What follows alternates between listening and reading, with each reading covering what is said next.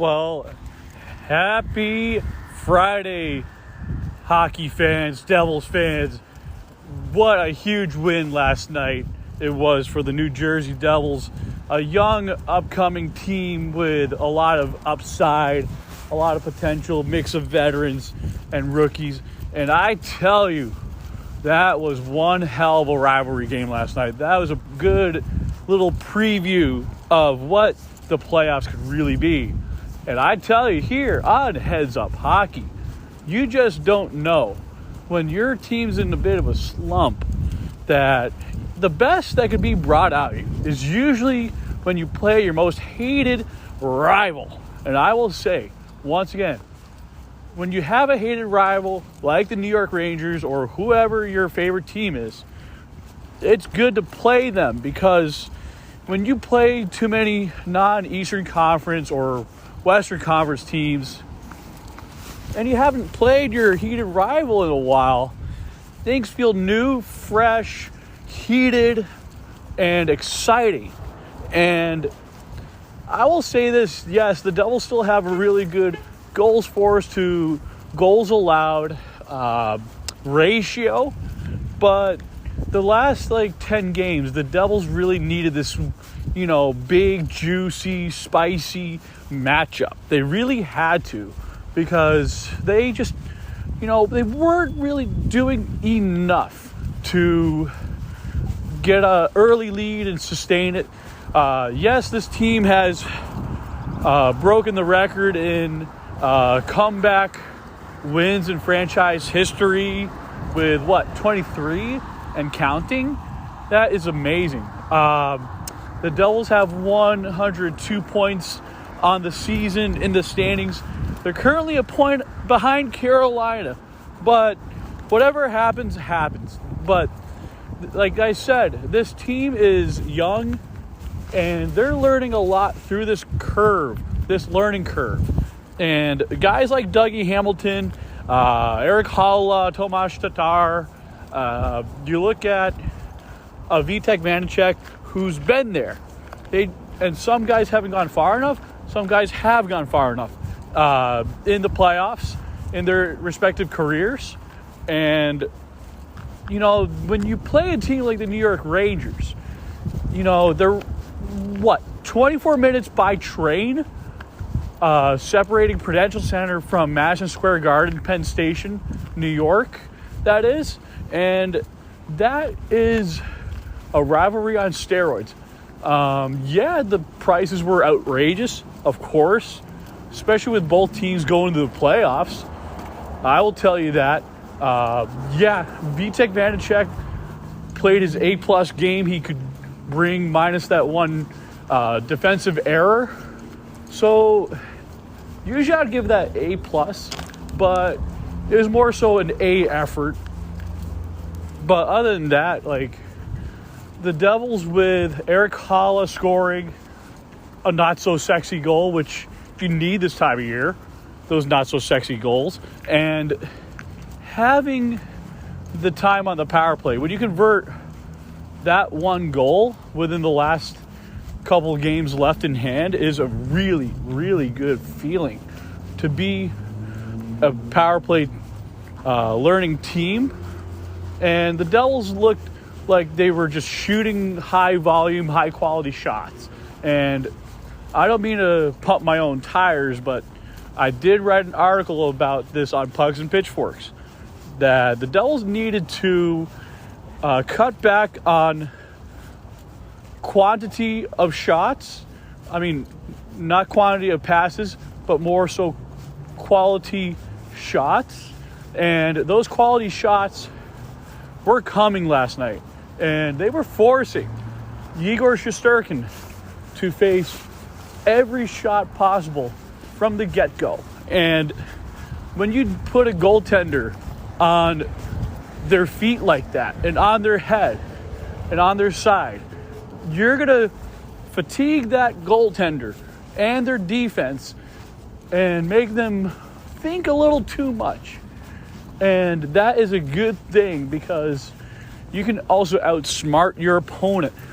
And that's a good recipe for the playoffs to start. And speaking of time and space, you want to take up as much as you can, but you don't want to overpinch. Teams are still very fast in the playoffs, but they're going to play a lot heavier than they usually do. And when that happens, you can wear out the other team, but usually the Devils are one of those teams that are so young and not so old, still younger than the league average age, which is 26, 28 years old. And the Devils are almost 25 on average per EliteProspects.com. They can turn on the speed. They can play the defensive game. They can play the physical game when they want to. But last night, they were letting the hits, the block shots, and the points were coming. Timo Meier was brought in to not just, score points, but he was also brought in to be a physical presence. So it's kind of like in Boston where you have guys like Marchand who can not only score but get under people's skin and tick off a lot of players. And the Devils need that X factor where over the years, the Devils really never had that kind of X factor since David Clarkson. Basically, he was the poor version before we got a Timo Meier. Last time the Devils really had someone close to Timo Meier would be back in the mid-90s, early 2000s, which would be Claude Lemieux, who was a big fighter, big agitator, someone of that ilk who was clutch in the playoffs. So, with that being said, the Devils are stacked 1 through 3, and Lindy Ruff didn't really shake up the lineup a whole lot last night.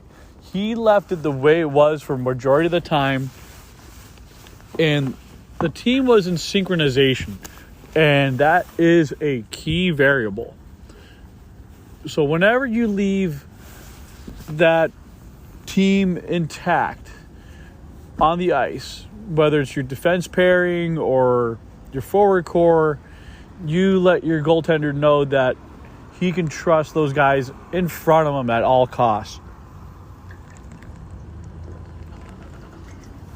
The next thing I want to bring up is guys like Andrew Brunette being around, having playoff experience and being a former player is a great thing to have. So the way the Devils were just properly coached yesterday, and they just had the players playing their hearts out, and they really did a lot of dire need to keep the puck out and reduce any liability plays. Those silly plays, kind of like what happened with what was it? It might have been Ryan Graves or Sharagovich, where they didn't clear the puck right away, but later on, Ryan Graves really bailed out Vitek Vanacek big time yesterday. And I was very happy to hear that and watch that at the same time. And we owe Ryan Graves an apology because he bailed us out and get those 2 points big time in the standings. With the first pick overall, the New Jersey Devils are proud to select from the U.S. program, Jack Hughes.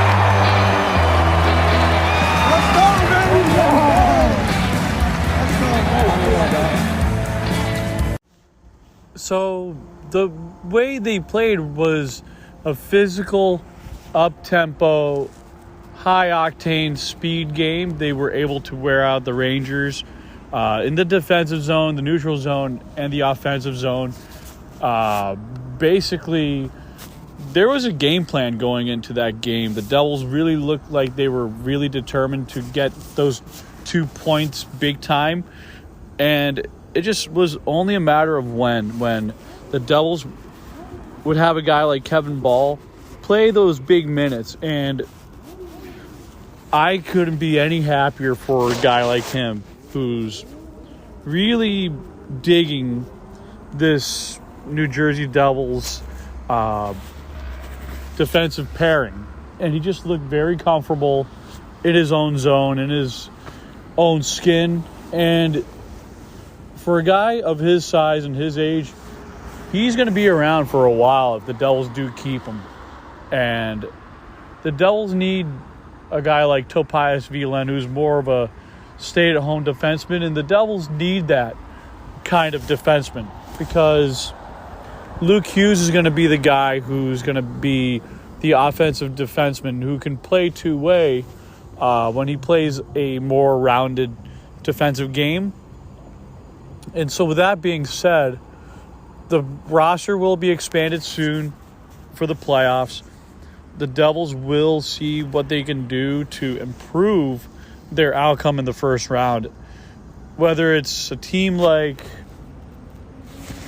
the Islanders, the Rangers, Penguins, whoever is the third seed or the second or first wild card, depending on a few variables. And for those of you who are keeping track at home, this is recorded on the 31st of March. So things will change over time. And definitely going to see some more things happen between now and then, between prospects, getting called up. The NHL draft lottery is coming in. Yes, I did bring up the lottery. This time I'm not watching as a Devils fan. I'm just watching as a fan in general because I want to see how the East and West look near term and longer term because you don't know who Bedard, Fantilli, Michkov, Leo Carlson, those guys will fall to. And for those of you who are listening to this podcast, for those of you who are in Canada, the U.S., most of Europe, and parts of Asia, thank you for listening in. And all the others who are new to listening to this podcast here on Heads Up Hockey, I'm very grateful for you all to be listening in.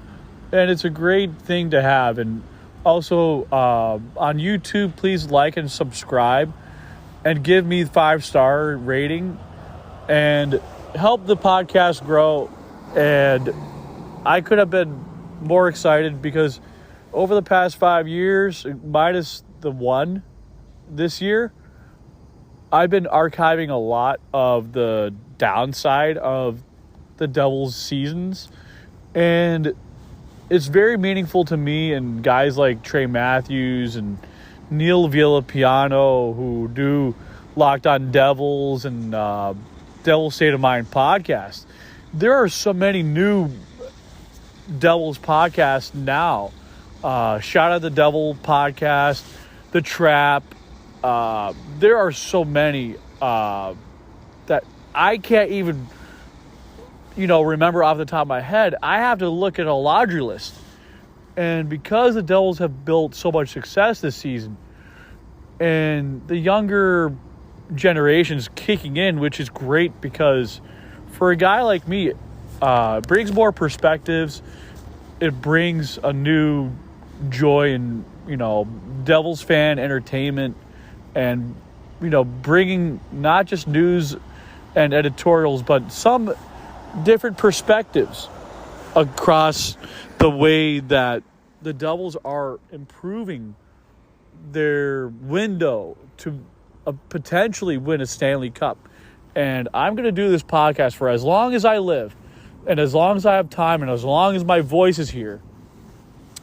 I am going to be behind this mic, and let alone anything happening, I am looking for a co-host. So I am on Twitter at JerseyJoe11_NJ.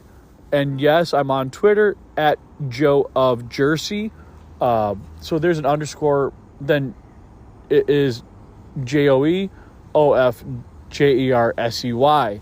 So also I have my little it's like a little link page. I do have my Sasquatch Squad merchandise and some Heads Up Hockey stuff.